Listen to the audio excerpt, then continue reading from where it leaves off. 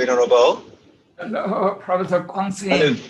Yes, yes. Hello, the director. It's nice to see you. Nice to see you. Nice to see you too. Nice to see you. Yes. Although, we have this epidemics, but we still can organize this talk.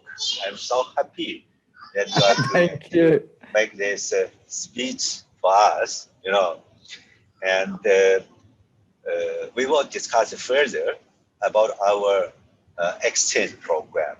And we are meeting when the pandemic is over. I'm very much wanted you to come to Hong Kong in person. Sure. We are waiting for the day, to come. Yeah.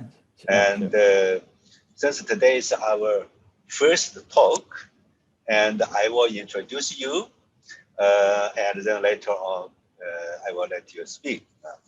The people from Hong Kong knows not much about Burma. Of course, people know that, Myanmar is a Theravada country, and, Theravada is very popular, nearly as a national religion. But they know not much about the details. That's why we invited 4 or 5 of you to give these 4 talks. Yeah. So I will introduce them about you yourself. Yeah. And Venerable Professor Rakhine Dhammasami was born in San States, Union of Myanmar, where he was ordained as a novice monk at 8. He has studied Pali, Abhidhamma, and Theravada doctrines at home, leading monasteries in Myanmar.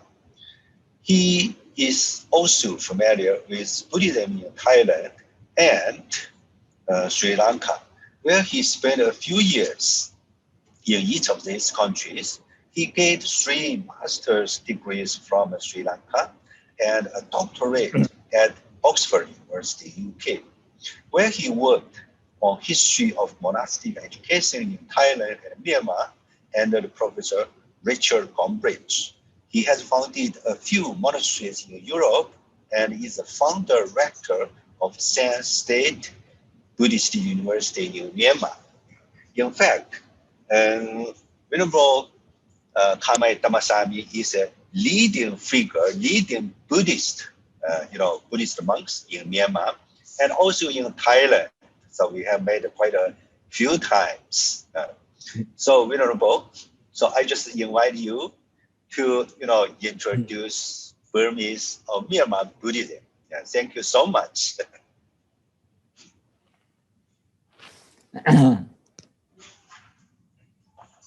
Thank you so much, Professor Guangxin, Director of the Center of Buddhist Study, the University of Hong Kong, for your kind introduction.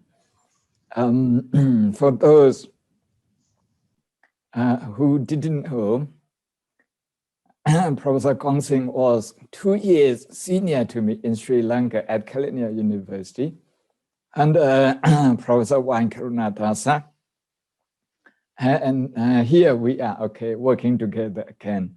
I'm very grateful to Professor Guangxin and the Center for Buddhist Studies at Hong Kong University for organizing this.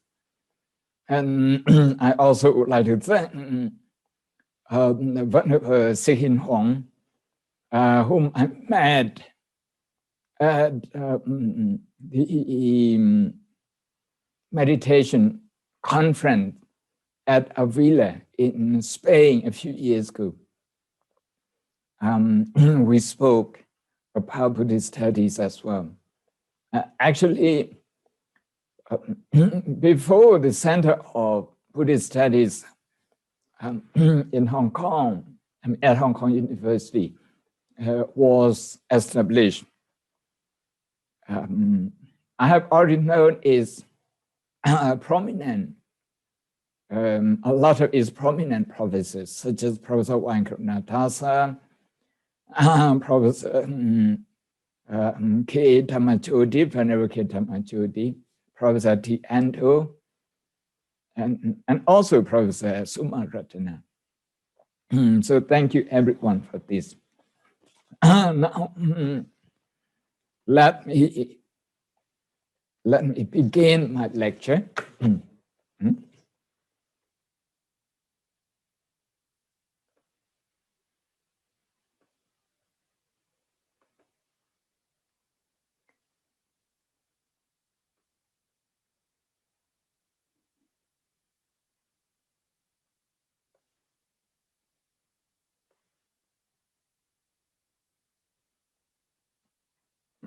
Okay, now let me begin my lecture.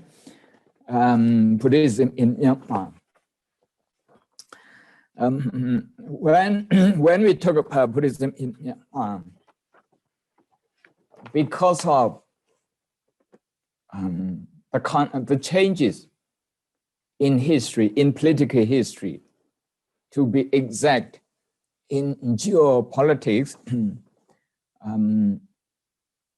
we need to ask ourselves about the framework, the historical framework, which we are going to use as a reference. If we use a certain reference, then the arrival of Buddhism in Myanmar is only 1,000 years. But today, I talk about 2,000 years, okay? 2,000 years of Buddhism in Myanmar or in Burma. Okay, the reason for this is usually when this is the map that we have in Myanmar now, the yellow one, the yellow color. Okay, usually when people talk about Buddhism in Burma or in Myanmar, they begin from this period, this kingdom, from the 11th century, mid-11th century. If we do that, we are going to have only 1,000 years history. So for me, I go back, okay, a little bit early, one more 1,000, okay, 1,000 more years to what we call the View Kingdom. The View Kingdom. Okay. The Sri Shitra, Hanlin, Paitano, or Vishnu, those 3 city-states, they belong to the View Kingdom. And they lasted well over 1,000 years. It's recorded in the Chinese history and also Indian history. And we also have archaeological evidence about this kingdom. Actually, this is the UNESCO designated World Heritage Site. So my framework, therefore, is to begin from there. And I follow this book, Buddhism in Myanmar Short History, by Roger Bishop, okay, who's a Swiss scholar who studied in London and is now a Theravada meditation teacher in the UK. Okay, now I have defined, okay, my framework. My framework historically is from the View Kingdom. Okay, is 2,000 years because of this. Okay, is 2,000 years. With this, I'm going to talk about the arrival of Buddhism, when Buddhism actually arrived. For this, first, I'm going to talk about legends. Then I come to the actual history, where we have archaeological evidence. In terms of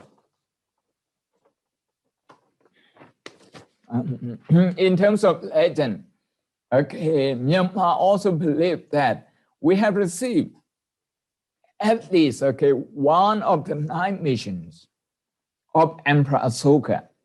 Okay, Emperor Asoka. Emperor Asoka, as we all know, okay, lived in the 3rd century BC.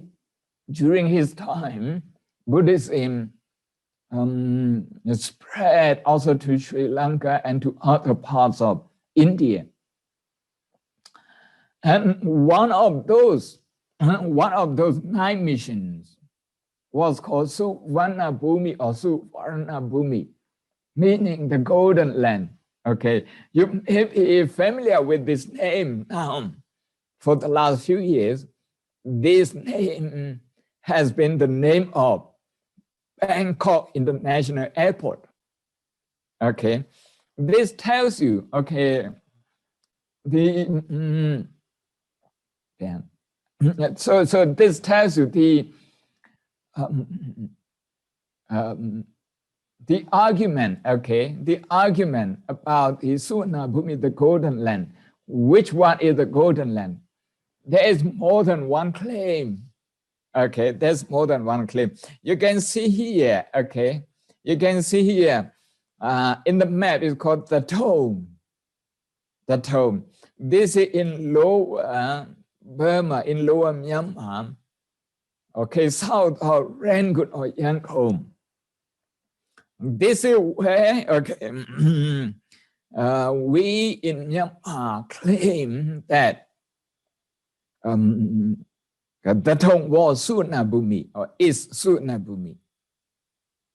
This is where the 2 Arahants, Sona and Uttara, the 2 Arahants, the 2 enlightened monks were sent by King Asoka, Emperor Asoka, to Suvarna Bhumi, meaning to our country, to Myanmar. But as I mentioned earlier, Suvarna Bhumi is also claimed by other countries. For example, in Thailand. In Thailand, this is Nakhon Pathom Pagoda, about 50, 60 kilometers from Bangkok. Okay, archaeologists believe this belonged to Dwarves kingdom, the Mon kingdom. And the Thai and the Mon themselves claim that this is the seat of Suvarna Bhumi, the golden land, the mission of Emperor Asoka. Similarly, the Malaysian and the Indonesian, when they were Buddhists, they also claimed that their country was Suvarna Bhumi. Dr. Naim Panla, okay, a Mon cultural anthropologist from Myanmar, he thought both Burma and Thailand, both countries were Suvarna Bhumi, the golden land that received the Emperor Asoka's mission. But Professor Charles Keys from Washington University, in this book, okay, The Golden Peninsula, where he discusses the wide range of claims about the golden land of the Golden Peninsula, Suvarna Bhumi, he suggests that the whole mainland Southeast Asia is the golden land or Suvarna Bhumi. Okay, so this Asoka mission,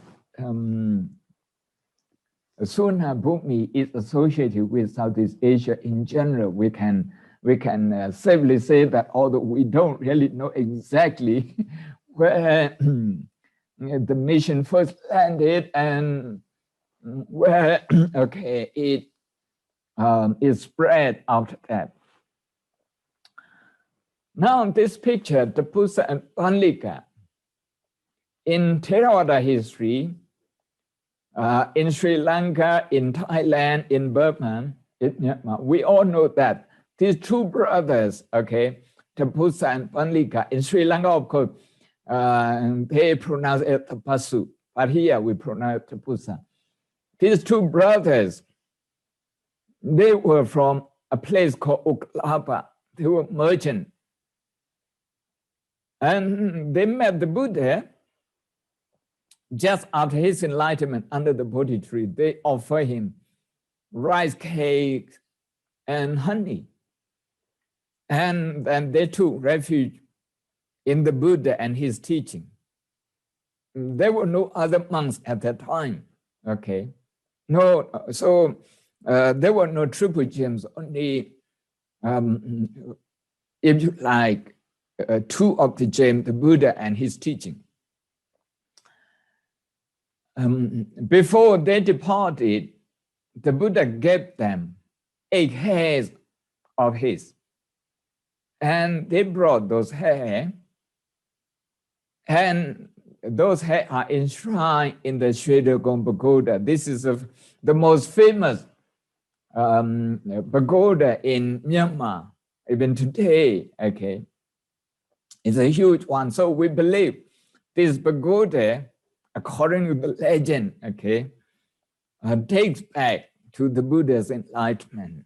That is 2,600 years.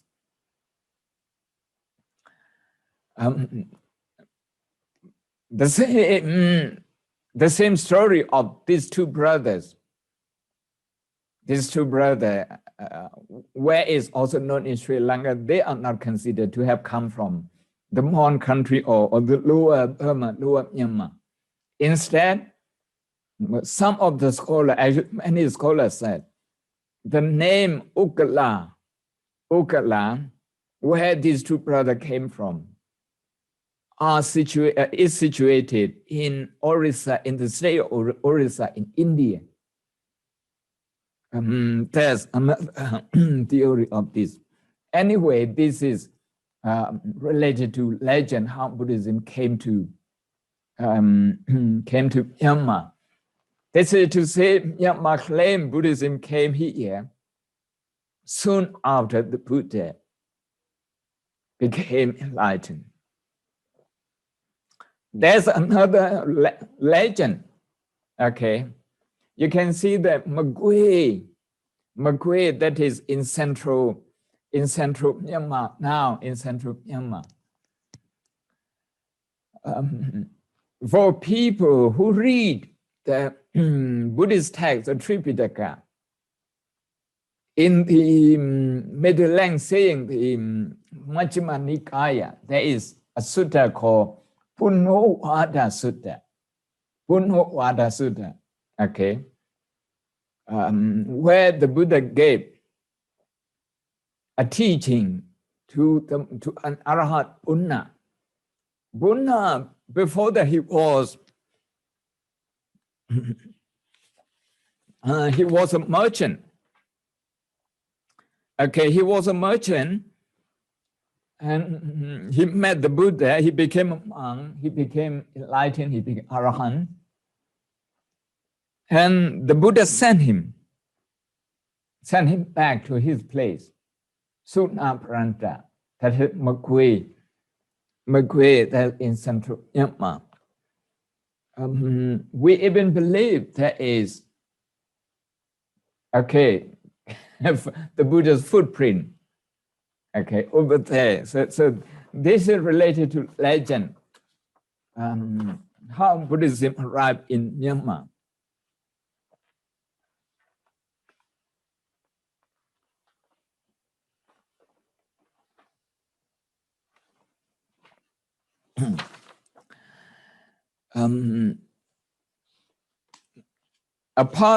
Apart from this, apart from the Mon, we also have another claim, okay, another legend that is in Rakhine, close to Bangladesh border, okay. Archaeologically, there were 3 or 4 kingdom dynasty, Tanyawati, Vesali, and Rau, okay. But as far as the legend is concerned, the Rakhine people also, one of the ethnic Buddhists in this country also claim that the Buddha visited their country. Okay. When the Buddha visited their country, and stayed for a week before the Buddha left. The people asked for permission, okay, to cast the image of the Buddha in bronze. And this is the image they claim was cast in front of the Buddha to look like, just like him. This image is now in Mandalay, the most visited Buddhist pilgrimage site. If you come to Mandalay, this is a place that you must go. Okay, now, after the legend, I'd like to talk about the history of Buddhism in Myanmar. I'm going to use some archaeological findings by scholars to present this. You will wonder who are the people over there? The Pew, the Mon, the Rakhine, the Bagan. Bagan is the name of the kingdom. They are the name of the people, and the Thai. Okay, they are the people who inhabited this country. Okay, the Pew are the earliest Buddhists. Then came the Mon, and then came the Rakhine. Okay, and as far as the Bagan is concerned, the Bagan kingdom is the most studied. Of these 5 people. Okay, this is where the majority of Myanmar population originated. Okay, when you use the word Burman or Burmese, it denotes to the people who originated from Bagan, or maybe a little bit earlier they came from elsewhere, but from the 11th century, they set up a kingdom over them. And the Thai, this is ethnically related also to the Thai people of Thailand. So these 4 people will be my focus today when I talk about history of Buddhism in Myanmar. The Pew people, the Mon people, the Rakhine people, the Burmese people from Bagan, and the Thai people who are also known as the Shan. You can see Shan State Buddhism. This is the name from the Thai.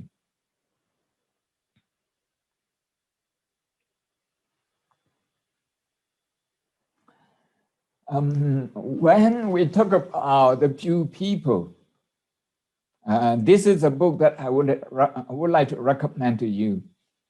It's by Professor Janice Staggart.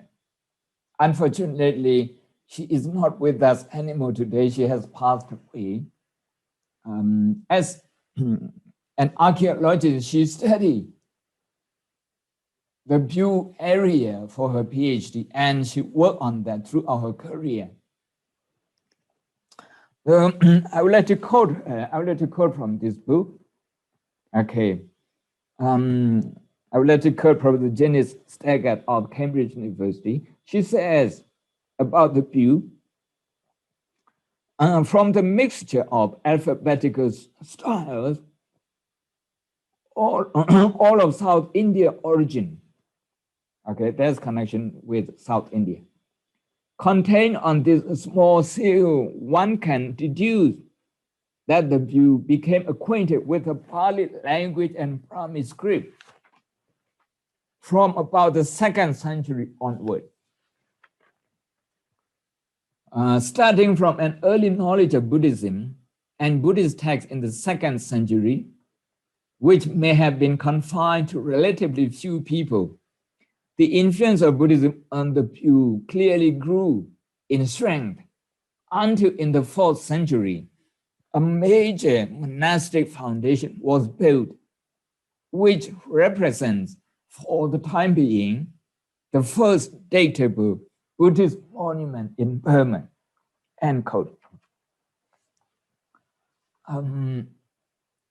She said that, okay, from the 2nd century, the foundation was firmly there in the Bugis Kingdom. So my claim is that in order for the Pali to take root, Buddhism has to arrive there a bit early, much early. That is why I claim that archaeologically, Buddhism has been in Myanmar for 2,000 years. These are the pagoda in the Bugis Kingdom called Sri Kshetra. Okay, these pagodas are designated by UNESCO. We can also find information on the UNESCO website.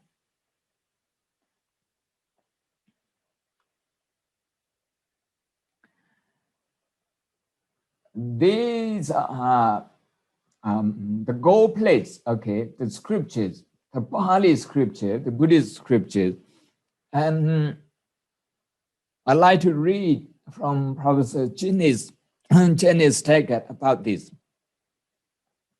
Professor Janice Taggart discussed the inscription from the Bugis era as further evidence of Buddhist influence from India. I quote her, "Evidence found at Sri Kshetra shows that the 4th century was a period when Buddhism became firmly rooted in Bugis culture. Gold plates inscribed with excerpts from the Pali canon were discovered between 1897 to 1929 in and around Mosa village. P, okay, P is a notable city in Myanmar. Written in Kadamba script of South India. They have been dated to belong to the 5th century AD. Okay, so this is the 5th century AD. The Pali passages inscribed on those gold plates are from the Vinaya and the Sutta Pitaka. These inscriptions reveal 3 texts. The verses spoken by Arahat Asaji to Sariputta, Ye Dhamma Hedupapava, etc. A list of categories of Abhidhamma, such as Jattaro Itipada Jattaro Sammapadana, and the formula of worship of Buddha, Dhamma, and Sangha, like Itipiso Bhagava Arahang Samma Sambuddhasa. Nearby, a book with 20 leaves of gold, protected with golden covers, was also discovered. It contains texts such as the Paticca Samuppada or dependent origination, the Vipassana Jnana stages of insight knowledge, and various other excerpts from the Abhidhamma and the other 2 baskets of the Buddhist scriptures. The scripts in all these documents are identical to scripts used in parts of South India and can be dated from the 3rd to 6th century AD. So these are pure gold, pure gold, the text written on pure gold. You can see there. The script in Telugu, which is in some way similar to also to Sinhalese. Okay, and this is the script in South India to Nagarjuna. This is the place where the Jew got Buddhism. That before Myanmar and Sri Lanka had a connection.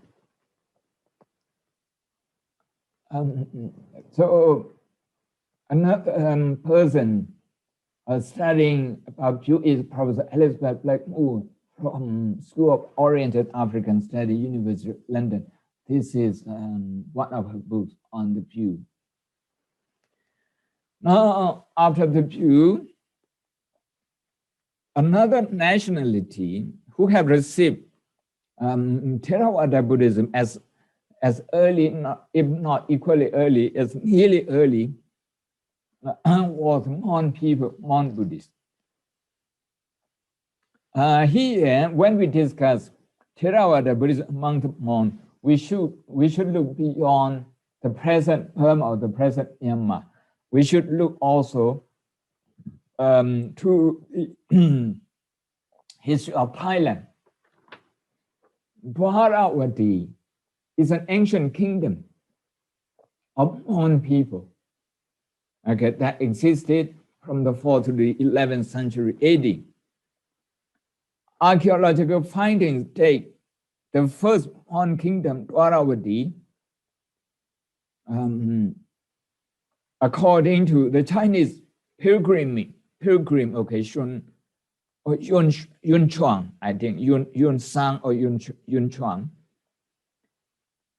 According to him, a vast territory of Southeast Asia stretching from Rome to Chenla in the east, and including the Irrawaddy and Sitang Delta. Irrawaddy is the most famous river in Myanmar today. Some of the votive medallions bearing inscriptions such as the meritorious work of the king of Dwaravati were discovered at the site of Prabatom. Prabatom, this is the place I showed you earlier, connected with Mon people. That is before Thai people came to Thailand. The annals of the court of China for the same period also mentioned both Dwaravati and the Thong. The Thong is in the present Myanmar, in the present Burma, with the former Dwaravati as a vessel of the latter. Okay.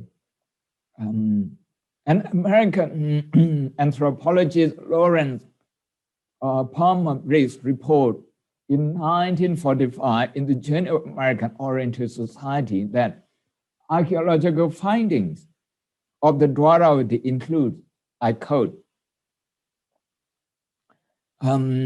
skeleton believed to be the 1st century, a Roman lamb, or perhaps the 2nd century or earlier, a small image of the Buddha belonging to Amaravati period.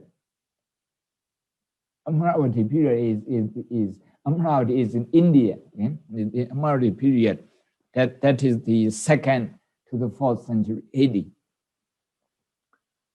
What they discover is also the wheel of law, the Dhamma chakra that you can see here now, and many votive tablets of an intermediate but early period, and inner Buddha images like this.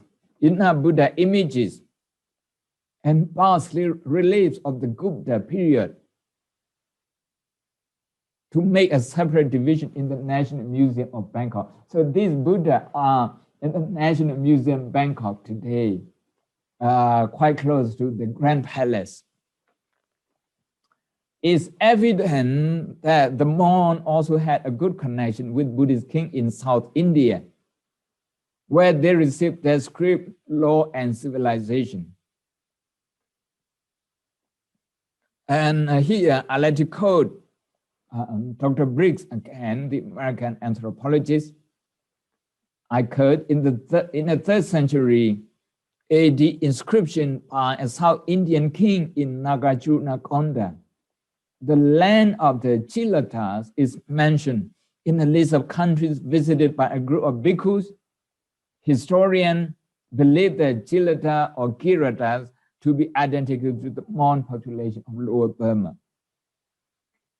The inscription states that the bhikkhus sent to Chilata country converted the population there to Buddhism. In the same inscription, mission to other countries such as Sri Lanka are mentioned, end quote.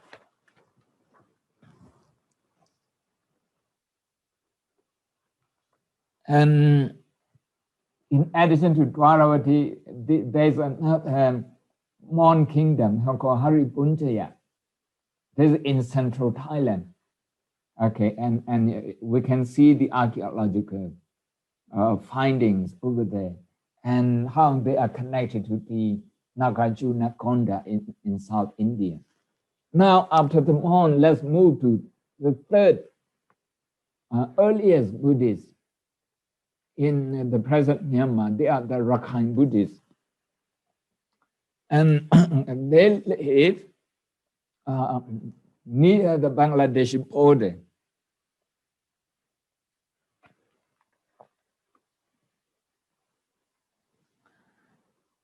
We also have inscription over there. This is one of their first kingdom, the earliest kingdom. Maybe from the 4th century AD, or maybe early, okay, a little earlier, but the archaeological evidence takes back to this century, to this time. This is a famous inscription in 4 languages. It's called Ananda Chandra inscription, dated back to 729 AD, written in Pali, in Sanskrit, in the Rakhine language itself, and also in Pyu language. So you can see how the influence of the Pyu has been on the Rakhine. Since the Pyu also had connection with Nagarjuna Konda, of course the Rakhine also had connection with South Indian, with the South Indian. Here I'd like to quote Professor Elizabeth Moore about this inscription. The stone inscription written in Sanskrit, Pali, Rakhine, and Pyu languages found in the Rakhine region, particularly the famous Ananda Chandra inscription, dating back to 729 AD, and are now preserved in Ananda Temple. The presence of the Pyu language would suggest that Theravada Buddhism from the Pyu kingdom spread to the Rakhine regions. This is confirmed by the fact that the inscription also had a similar Pali verse, Ye Dhamma Hedu Bhava. The stanza, and one of the 5 first disciples of the Buddha, Arhat Assaji, spoke to Arhat Sariputta, one of the 2 chief disciples. Actually, that was when Sariputta became enlightened and decided to become a monk.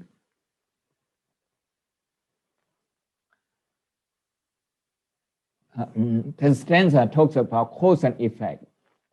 Yeah, cause and effect. That's the gist of the teaching of the Buddha. Professor Elizabeth Blackmore of London University also writes that, I quote, like the Pyu and the Mon, the Rakhine kingdoms of Danyavati and Vesali, Vesali have similar traits to both Pyu and Mon wall sites, okay, such as enclosure of sites with walls, the use of silver coins. Like Pyu wall site, Danyavati and Vesali of the Rakhine region also have a central citadel palace enclosure.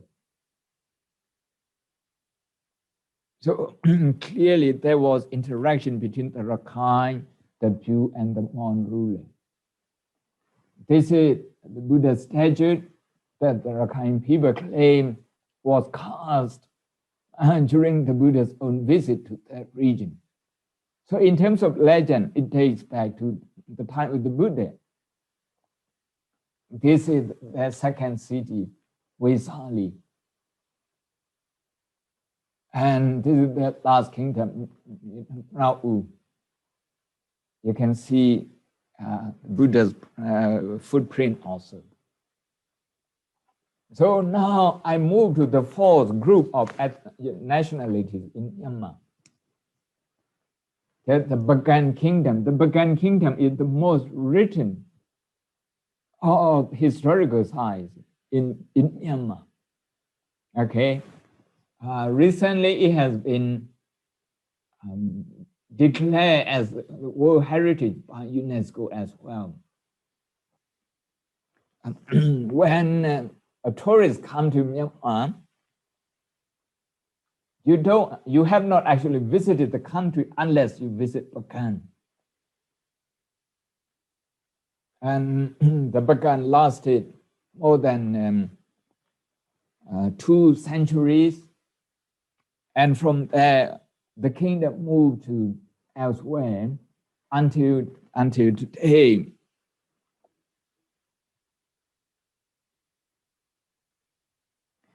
Among Western scholars who have studied the Bagan kingdom, the Bagan period, from archaeological and historical point of view, was Professor Gordon Luce, who spent a long time in Myanmar and also was married to a Burmese. You can see this is a PhD thesis done at School of Oriental African Studies, London University, by a Burmese scholar. This is also about Bagan, history of Buddhism in Bagan. This is a very good book. Everything is based on archaeological finding. When we talk about the Bagan kingdom, we have to talk about King Anorata or Aniruddha, the most famous king. And we believe he was the one who founded the first unified Myanmar during his time. According to the legend that we have heard, a monk from the Mon kingdom, from Suvarnabhumi, from the throne, came to Bagan. And he converted the king, King Anorata. Then after the King Anorata, he wanted to have a full set of the Tripitaka, the Buddhist scripture, but he couldn't get one. So he sent his envoy to Dali. Dali is now in Yunnan, where Thai people live. He didn't get that. And some people also said that he sent one envoy to Sri Lanka, and he couldn't get one. Those days, to get a full set of Buddhist scriptures was very expensive, was very difficult, because you have to copy by hand. And building one huge monastery is less expensive than one whole set of Tripitaka. It's that expensive those days. So then he went to the Mon kingdom. He asked for a copy. He was refused.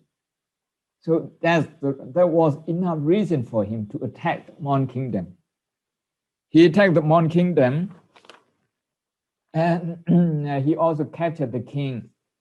And he brought the king together with a lot of artists and scholars back to Bagan. So you can see, in terms of culture, Bagan had a lot of influence from the Mon as well. Another king, who succeeded King Anorata, he was King Jansita. You can see the pagoda he built, Chue the Ananda Temple. You can see Kupyaoji and Nakayong Temple. These are all about 900 years old temples and pagodas.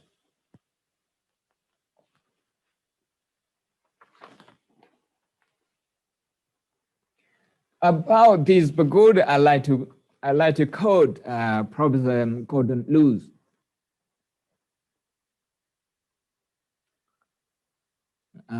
He says, I quote, "The Ananda Temple he built with 4 broad halls.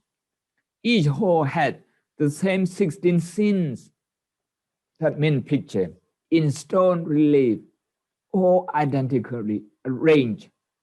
the bhikkhus could cope with 4 audiences simultaneously. That means the monks, okay, they would use the Ananda Temple, this one, Ananda Temple, the 4 halls they could use there. And you have 16 paintings from the life of the Buddha. So the 4 monks would go there and teach people at the same time. The scene covered the whole life of the Buddha. And it was King Chansita who commissioned this. And most of the story came from the Chandaka. A famous inscription from Bagan is called Raja Gupma inscription, dated 1113 AD, written again in 4 languages, in Pali, in Burmese of Myanmar, in Mon, and in 2 languages. The reason was because the Myanmar or the Burmese language was not strong enough, was not rich enough at that time. So the court, the king still used the Mon language and the 2 languages to communicate and also to write Buddhist scriptures.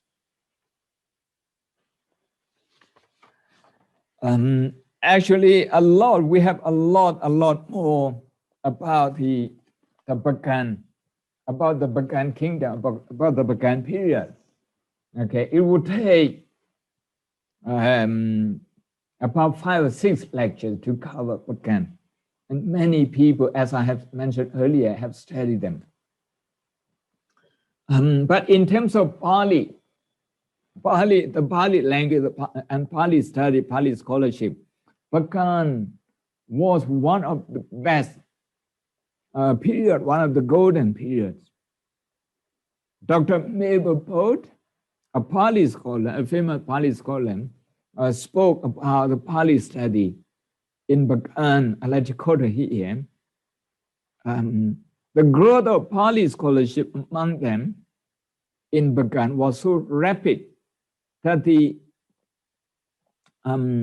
epoch following close on this tardy beginning is considered one of the best that Burma has seen, end quote. This is to say that Pali study, Pali grammar, and also the teaching of the Buddha was flourishing so much in Pali that today we have a lot of Pali texts written in Bagan in our hand today. After Bagan, we have the Awa period and the Gombang period until the British came in. So a long history of Buddhism after Bagan. If you are interested in the history of education, and this is my PhD that Professor Kwang Sing mentioned earlier, published in London, Buddhism, Education and Politics in Burma and Thailand. And so you can have a look in my book as well. Now let's go to Thai people. They are known to other people as Shan people, Shan Buddhists, but they call themselves as Thai. The Thai people, they have less connection with India.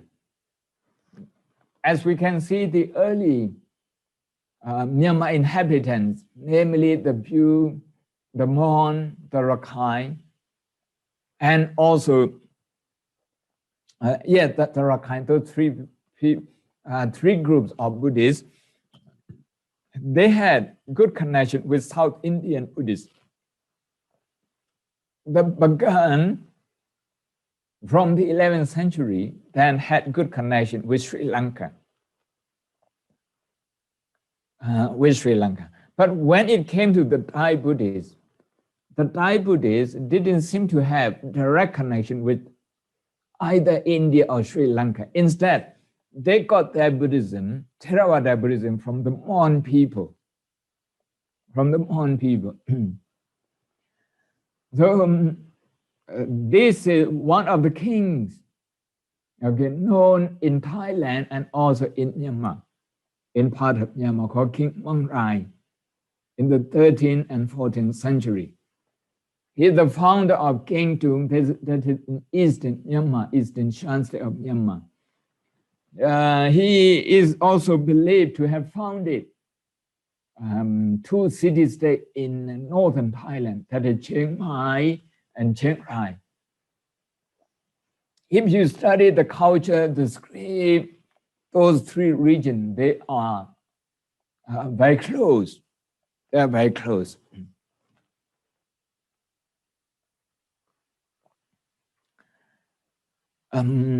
Professor Charles Keyes from Washington University, he says of King Mang Rai, okay, I like to quote him here. Historical and archaeological evidence show that King Mang Rai was a staunch supporter of Buddhism. Among the Buddhist monuments he built was Wat Chiang Man Monastery in the northeast corner of the modern city of Chiang Mai. Okay, we still have that monastery today in Chiang Mai. This inscription is in Kengtung or Chaintung in eastern Shan state, the Union of Myanmar. The present Myanmar is called Pa Dang inscription. Pa is forest, Dang is red, that means Red Forest Monastery. Is the name that came from Sukhothai. In Sukhothai, there was a monastery with the same name. So this monastery, the monk who came the second time to this region to propagate Buddhism among the Thai people, came from that monastery, Pa Dang Monastery. And we still have this monastery in Kengtung today. But of course, this inscription is about the second arrival of Buddhism in the region, in Kengtung. The first one arrived a little bit more than 100 years early, in the early 11th century, that is the same time at Bagan, again coming from Sukhothai, the present Thailand.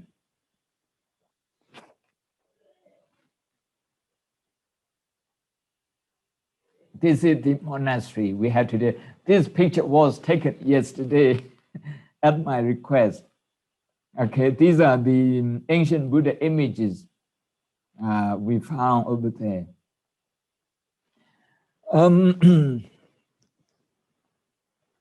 Okay, now I like to move a little bit quickly so that I can conclude.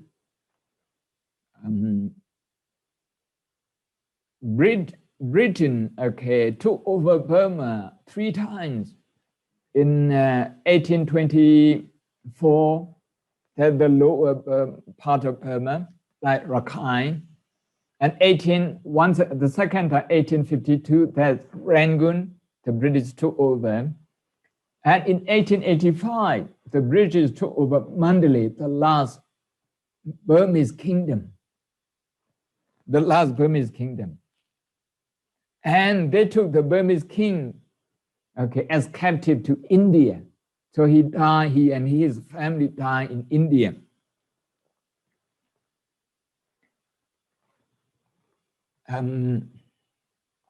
Before the British came in, there was a good connection between the king or the government and the monks, namely the Sangha. They coordinated to teach the teaching of the Buddha. And the king also chose one learned monk to be supreme patriarch. we call him Tatanapai. But after the British came in, the British stopped everything. They didn't recognize the monks and the Supreme Patriarch's authority. None of it. They wouldn't have any of it.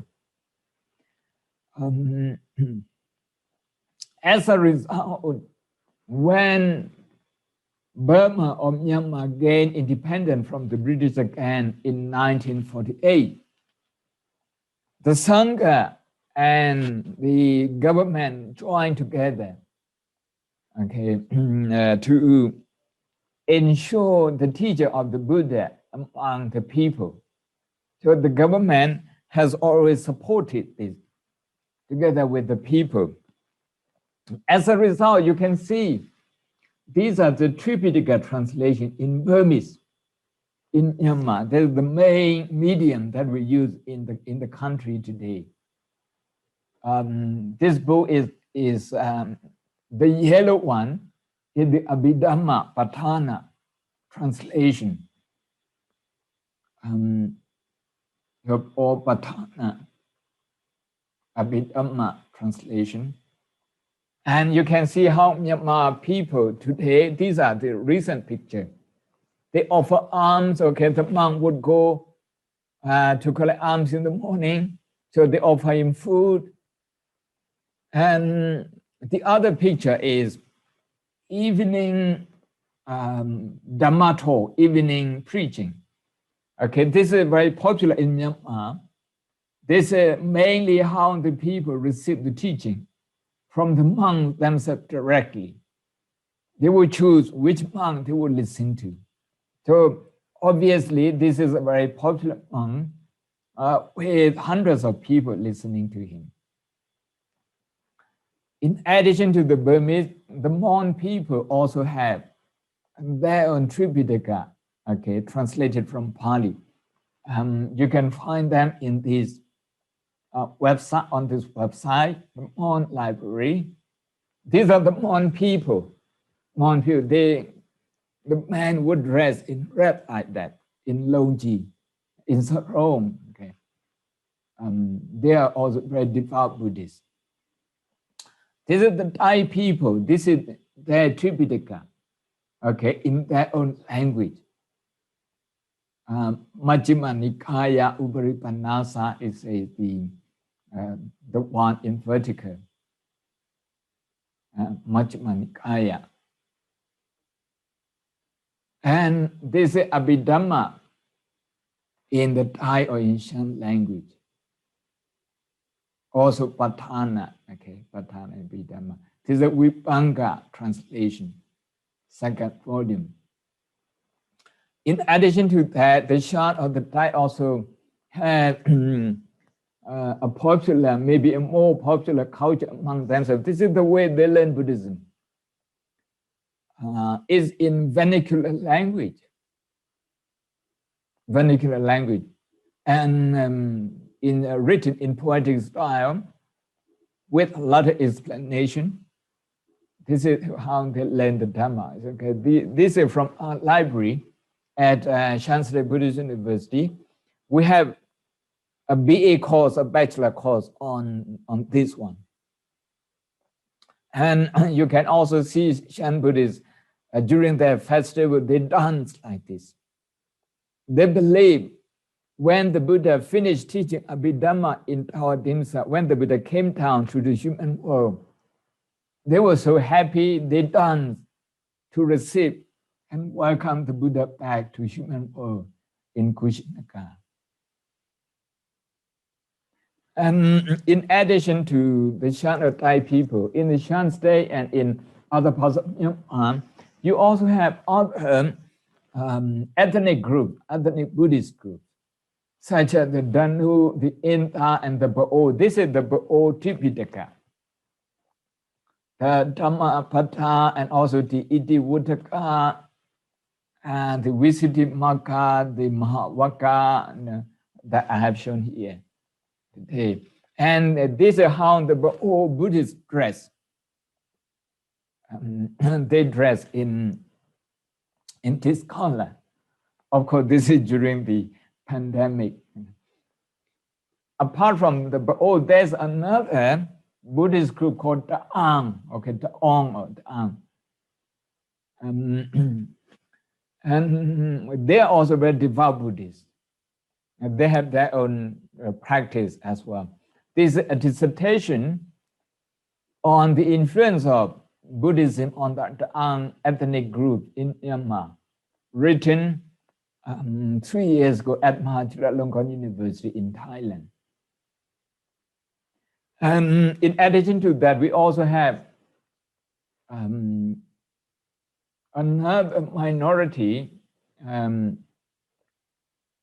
Karen or Kayin, okay, Karen or Kayin. The number is a lot more than Pa'o and a lot more than the Ang. More than half of them also profess Theravada Buddhism, and quite a few of them practice Christianity of many denominations as well. This is how they dress up, the Korean Buddhists, very colorful. And one of the less known facts is that among another minority called Chin, there are quite a sizable number of Buddhists. People don't know this because a lot of them practice Christianity, they follow Christianity. But they also have a lot of Buddhists, more than 100 Buddhist learned monks among them, teaching and preaching in different places. And this is one of their monasteries. So now we are back to how the monasteries and how Buddhism is maintained. Buddhism is maintained through the monks studying the scriptures and meditation deeply. We will be talking about this in the next lectures, about Pali study and about meditation. This is one of the most famous monasteries called Mahagandhayo. More than 1,000 monks, okay? More than 1,000 monks have been studying here for about 80 years. About 80 years. And you can see one of them before they go they go out to collect alms, to collect their food from the people. Another one is when they do special chanting in the evening. So thank you. I think I have spoken enough about Buddhism in Myanmar. If you have any question, I would be very happy to discuss more. Thank you. Thank you, Professor Kwang-Sing. Thank you so much, Professor Dhammasami. Yeah, maybe a lot of people have so many questions. Let them, Okay. Okay. Maybe they can type in the chat room or Q&A. I think you need to open, and I think they can write there. So if anybody have, there is one question in the chat room. You open the chat room, there's one question.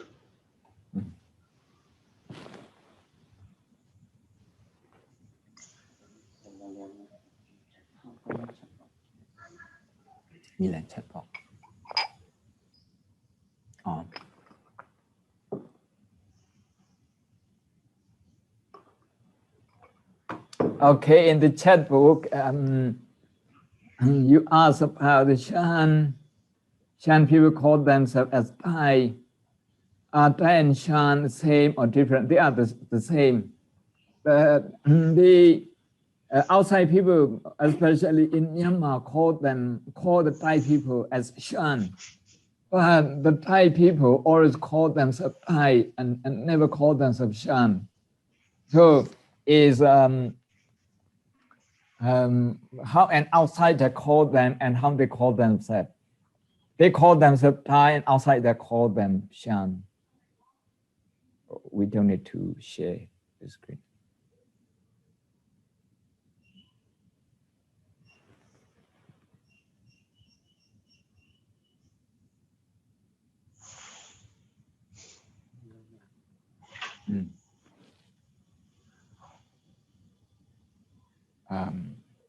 which one.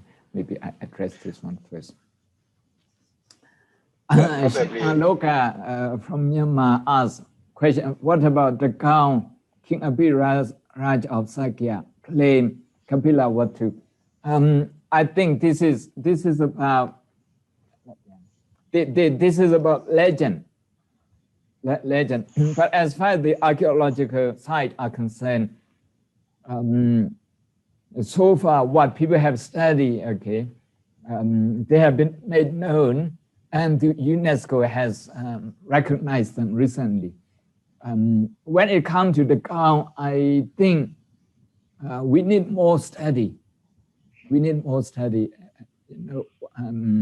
about the Gao. The Gao is one of the early periods in Myanmar that people here claim to be the same time as the Buddha. Dan Pun An, okay, about 8th century AC, Mahayana Buddhism was flourished in eastern India, including now Bangladesh. Since Burma at that time was near to this area, is there any Mahayana influence in Burmese Buddhism? On Burmese Buddhism? Again, okay, we need more study on this. I'd like to recommend you a book called Sanskrit Buddhism in Burma, written by a professor from Calcutta University, Nihan Ranjan Ray. That book would give you more. Apart from that,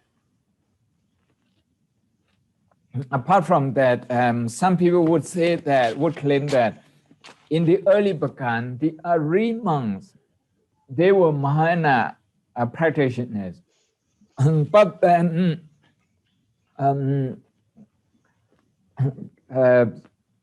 Professor Planton in this book, he said, okay, that's not quite true. So there's still a debate going on. How much Mahayana Buddhism was present in the early Myanmar? Of course, in today Myanmar, among some of the Chinese communities, there is Mahayana Buddhism being practiced. Even here, near my university, okay, we have two Chinese Buddhist monasteries, two Chinese Buddhist temples. One is a nunnery, the other is a monastery. So we have them. But I don't know how far they take back. I think they are quite recent.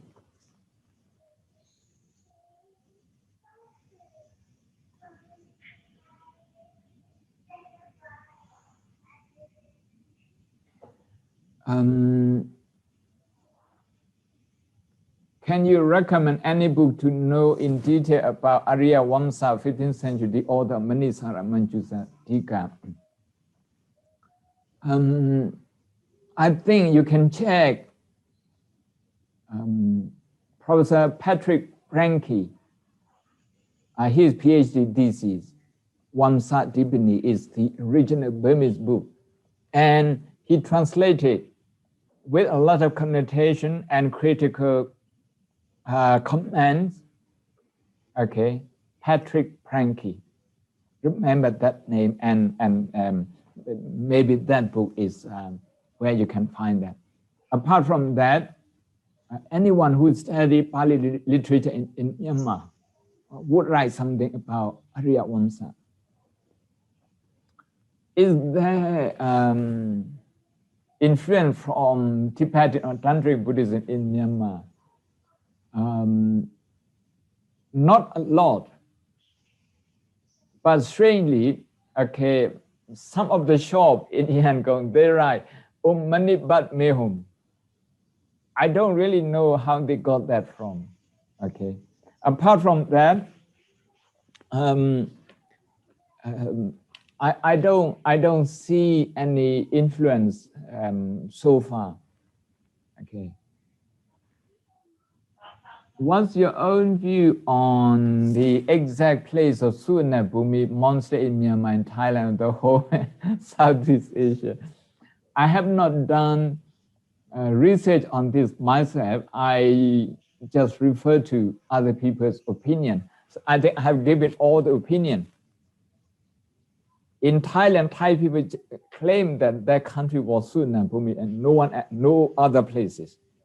In Sumatra, the people in Indonesia also claim that their place was the only place that should be called Suvarnabhumi. The same as we claim in Myanmar. So an outsider like Professor Charles Keyes believed that the whole mainland Southeast Asia was Suvarnabhumi.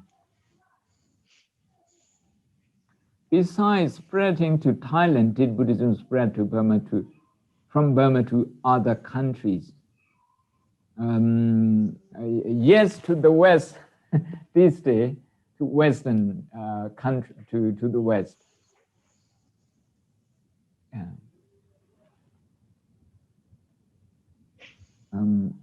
What are the challenges of Buddhism and its study in Myanmar? I think the study of Buddhism, the Buddhist teaching in Myanmar, is if you talk about Pali study, if you talk about meditation, if you talk about Dhamma, if you talk about living culture, this is one of the best places to study. So I would like to encourage you to come and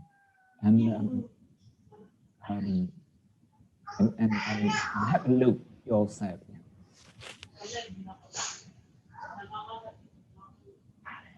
Hello guys, what's your opinion on oral tradition that the Buddha visited 4 sites? Well, I have already spoke about that earlier. I call legend, okay? I spoke about them already. If you want to study about them in a more critical way, again, you should read Professor Patrick Franke, an American scholar.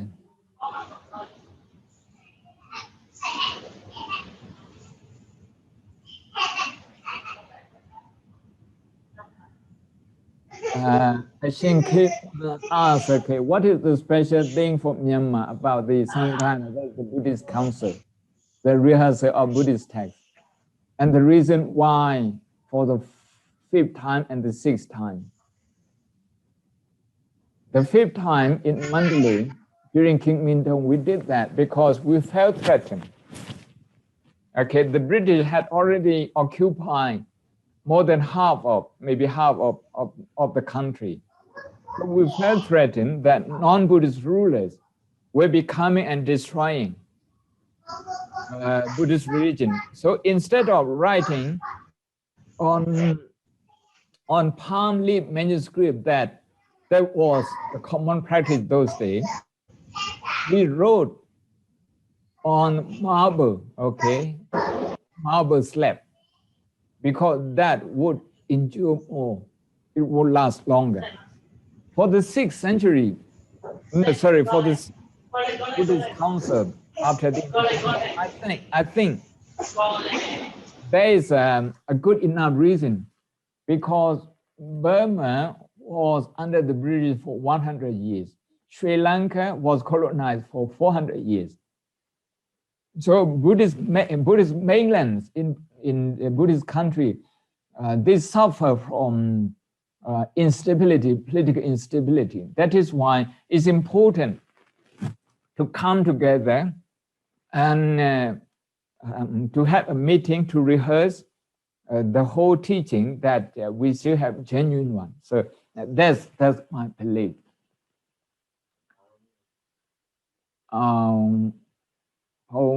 This is from Myanmar as well. May I ask one question that I clearly don't know? According to the Mon scholar, Burmese took Pitaka from Mon, and Buddhism flourished firstly in Mon. After that, flourished in Bagan. My question is, Buddhism firstly flourished which part in Bagan or in Mon? I have already spoke spoken in length, okay, about this. Archaeological finding dates. The first Buddhists in Myanmar are the View, the second are the Mon, the third are the Rakhine, then the fourth are the Bagan. So archaeological finding. Archaeological finding means the inscription, the pagodas, the monasteries, the bricks. You can do dating, carbon dating of the bricks and how long it was. And we can't really just give a date like that. We just can't claim that the Buddha came here. We have to have archaeological evidence. Or as far as archaeological evidence is concerned, the View, the first are the View, and then the Mon, and then the Rakhine, and then the Burma from Pakan, and then the Shan, of course. Please, can you throw some light on the linguistic category of Tibet's Burman language, something to do with Buddhism? I'm not a linguist, so I can't answer this question. Thanks for interesting lecture. What role does retreat play in modern Burma? The practice of seclusion in Buddhism has been popular for many centuries, but how has it possibly transformed over the last century?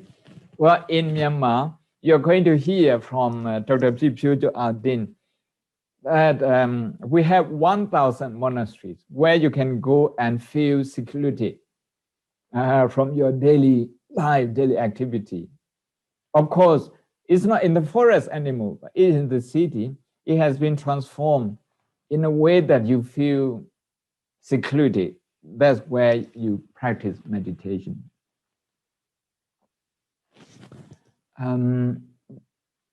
Dear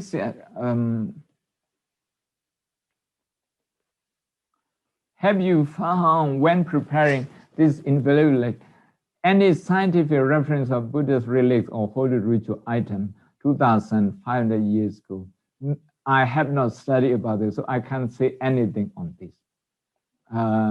Actually, I don't know much about relics.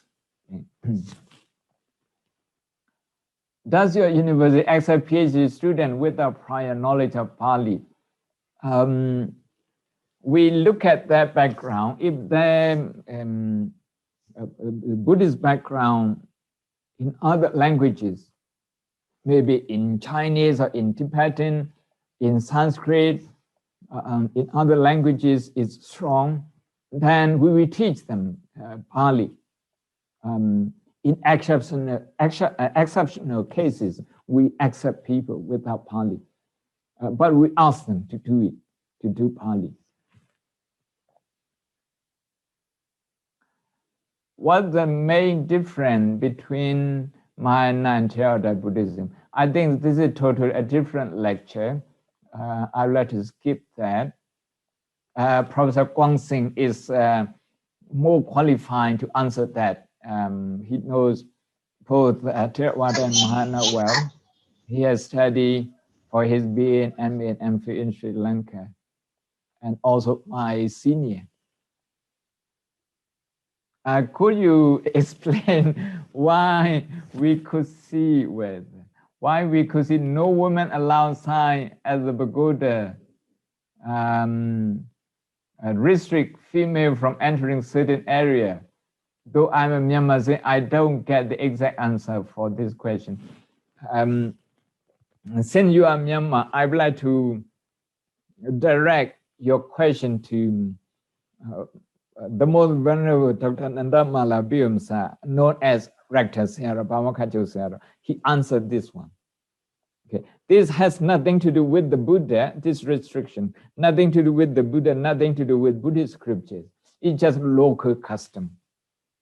Okay, there's more discrimination between man and woman that we inherit from Hinduism, from Hindu culture. We have had a strong Hindu culture in the Burmese court. Okay, all the astrologers, the seers, they are all, Hindu priests in the Burmese kingdom until the last king. Okay, this one I'd like to emphasize.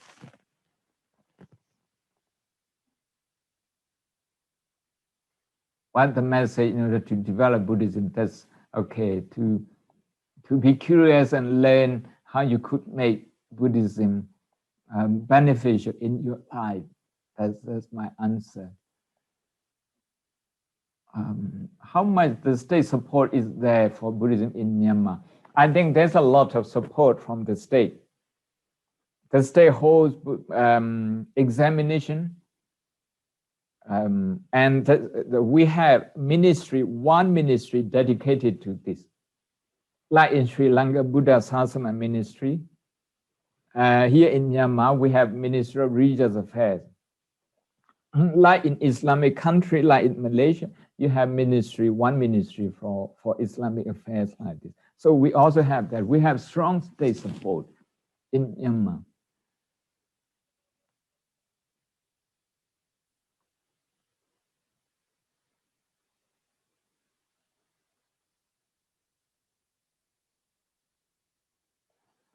About the Magwe and Punawada Sutta, I have already mentioned that legend, okay, legendary.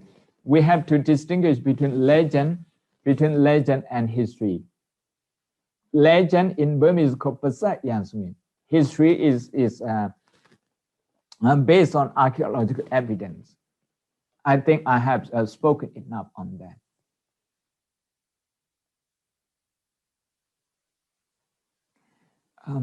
Do we have online course? We don't so far. We don't. We hope to have in the near future. May I know when did the Shan and the Ang receive? I talk about when the Shan received Buddhism in my lecture early. Okay, we received from the Mon, and I believe that the Ang received from the Mon as well.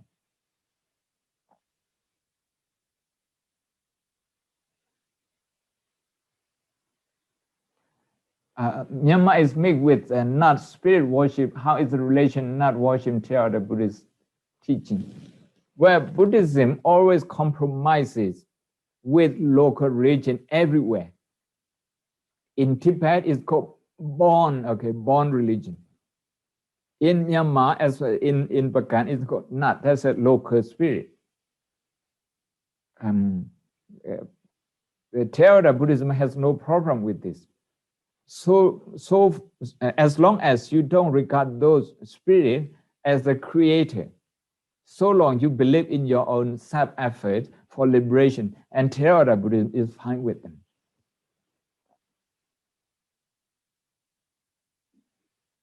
What are the most typical challenges? I don't know.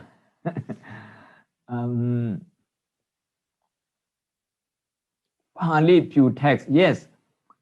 On the Pali Pew text and culture, there is a good, at least one article in the Journal of the Pali Text Society about the Pew Pali text. Okay. What is a specific difference between the two research directions of MA program, OIC, this is about SSP, philological pathway and applied pathway?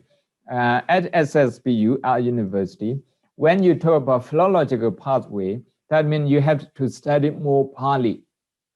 You have to learn grammar, you have to do a lot of translation. So you study the Buddha's teaching through languages.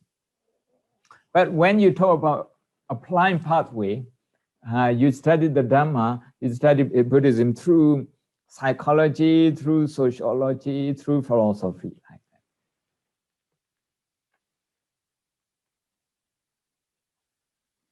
May I know the color of robes of the monk represent in Buddhism? How the color of the robes of the monk represent? You mean how many colors? The colors of the robe change, okay, from time to time. Mainly, we have a color quite not as red as this. Maybe like this, maroon color like this. This is the most popular color these days. In my younger days, my teacher used this color. This color, we dyed ourselves. We didn't buy it from the shop. This is from the bark of the tree. But this one, we didn't make it ourselves. We got it from our lay people.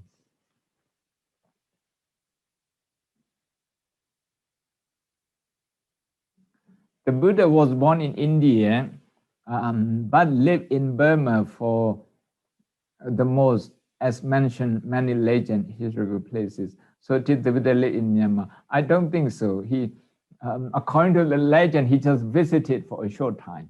The longest one was 1 week in Rakhine. That's how the legend goes. Is Buddhism in Myanmar Mahayana only? No, it's mainly Theravada.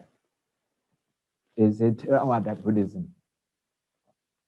10-day Vipassana program teaching by Goenka. That's good, a very good program.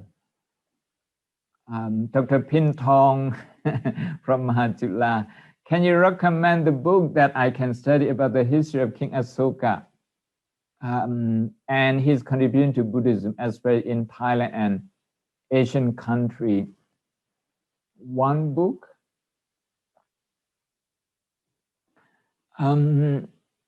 History of Buddhism in India. The earliest one, the easiest one for popular reader, but also critical. You can read Buddhism in India by Ray David, okay, W. Ray David. That's a very good book. And after that, I would like to recommend you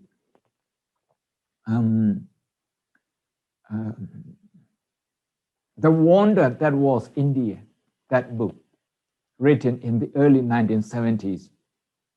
The Wonder That Was India, not just Buddhism and King Asoka, but also all other religions.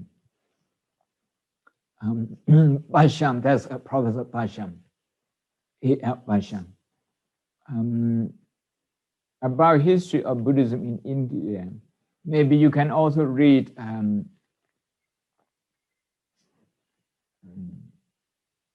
someone from Delhi University. Yeah.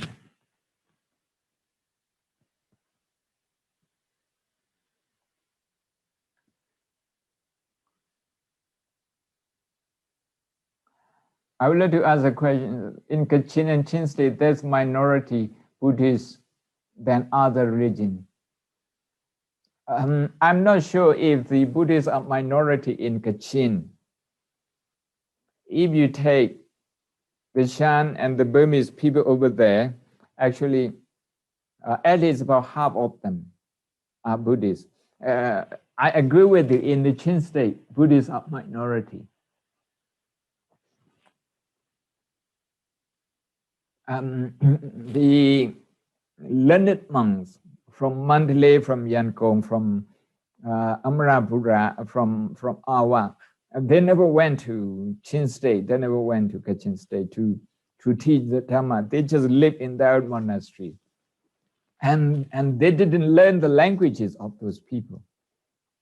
That was very clear when you compare them with Christian missions who came much later to the country, but then they started learning the languages, the current language, the Shan language, the Kachin language, Chin language. And so their teaching was more effective. So that's the language.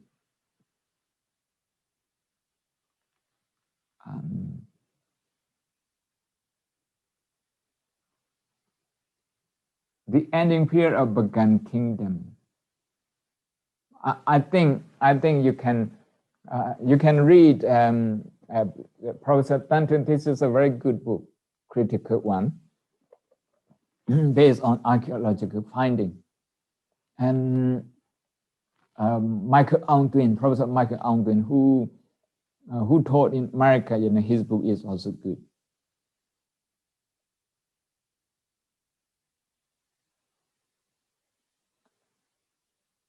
Yi is a kind of Buddhism or not? They were considered to be a Buddhist sect prevail in Bagan. Is it possible to get a copy of your lecture? I would appreciate if you could make it available to us. Actually, much of my lecture is based on my long article in this book published by Sri Lankan government 5 years ago. Over there, I have written an overview of Buddhism in Myanmar for 2,000 years. It's a much longer lecture, paper. It would take about 4 hours to read that. so that one is available.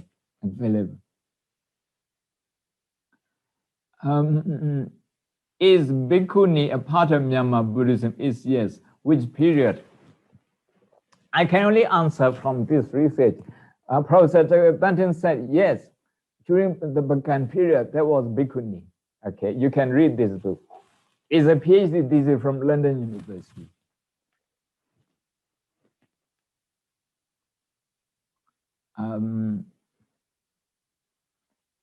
What book should we read to know only the history of Mon Buddhism? I want you to read Dr. Naim Panla, his book, okay, his books, quite a few. Dr. Naim Panla, a Mon scholar who passed away 10 years ago, a great scholar. And before him, you can read like Karna Sladen, not Sladen, Karna Bladen, who studied Mon a lot in this in Myanmar during and after the British time. That's about their history, critically written.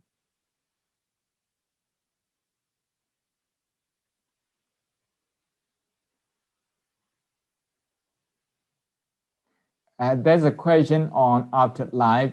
It's out of the reference of this lecture. So I wouldn't entertain them this time.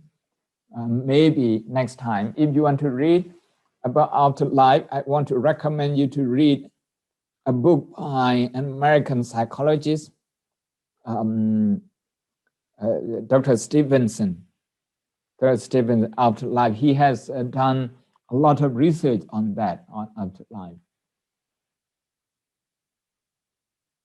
It's a lot better than the Little Buddha Hollywood movie. I can assure you that one. We can find mental process Vichicita in commentary, sub-commentary. Could you point out where the Buddha exactly taught about mental process in Pali?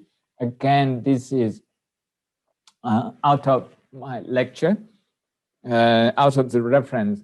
I want to recommend you one PhD thesis at Oxford by a Korean monk who studied about this particularly, Misan Kim Sutnim. About 2 years senior to me at Oxford. He studied this. He studied we teach it.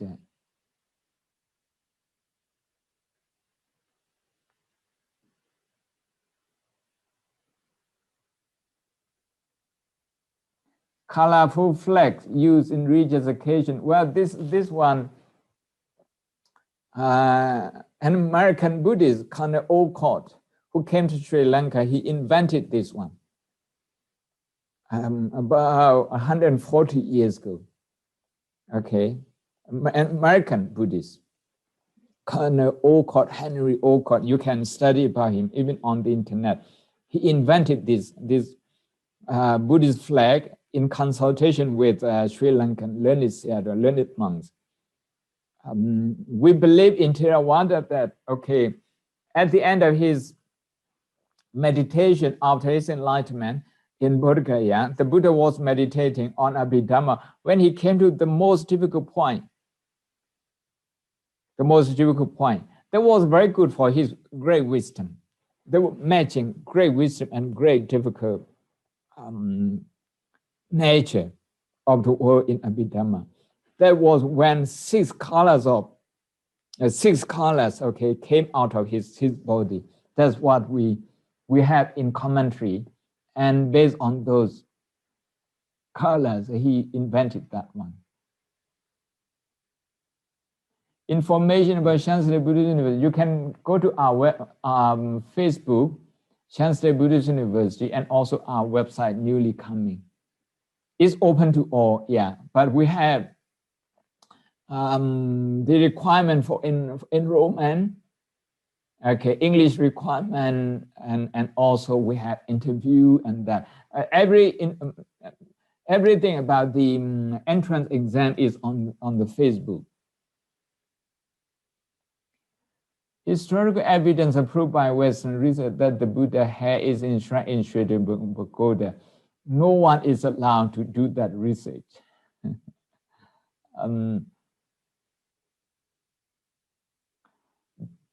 What did the Buddha teach? The third turning of the wheel. Well, Martin, this one, the turning of the wheel, in Theravada Buddhism, we only believe one turning of the wheel. That's the teaching of the Four Noble Truths. Then in Mahayana Buddhism, you believe in the second turning of the wheel. Okay, that's the Buddha nature. And in Tibetan Buddhism, you have the third turning of the wheel. That's the Tantra. But in Theravada Buddhism, we only believe in one turning. About the English test to our university, we are going to have our own exam. If you cannot do IELTS exam or TOEFL, you can sit our exam, and you need to contact us. Is reciting sermon without knowing the exact meaning beneficial? Yes, it's beneficial. It keeps your mind on this and not on negative things. So in that sense, it's beneficial.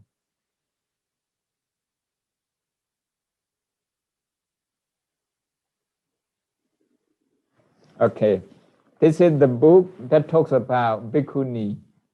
Not much, okay, but there is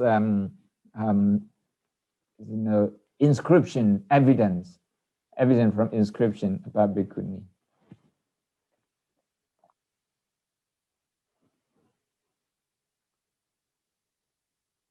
Art and architecture in Myanmar. I think we have this book, Art and Architecture. You can Google that. Buddhist arts and architecture in Myanmar. You can Google that. The book is easily available, even in Bangkok. I think also in Myanmar Book Center in Yangon. This book is available. I visited Ajanta and Ellora caves in South India last year. I'm not sure if you have been there. If you're aware of these two places, would you find similar architecture of these two caves and monasteries in Myanmar? I'm sorry, I can't answer this. I'm not an expert in arts and architecture. I have organized a conference on that. I have learned a great deal from them, but sadly, I'm not an expert, not qualified to answer that question.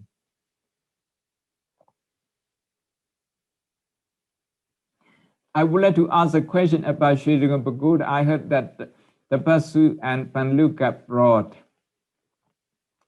the Buddha had to from northwestern India. What do you think about that? Well, it's a legend. I take it as a legend. I cannot deny it. I don't have evidence to deny it, to say no. I also don't have the evidence to say yes. So I just go along, okay, with the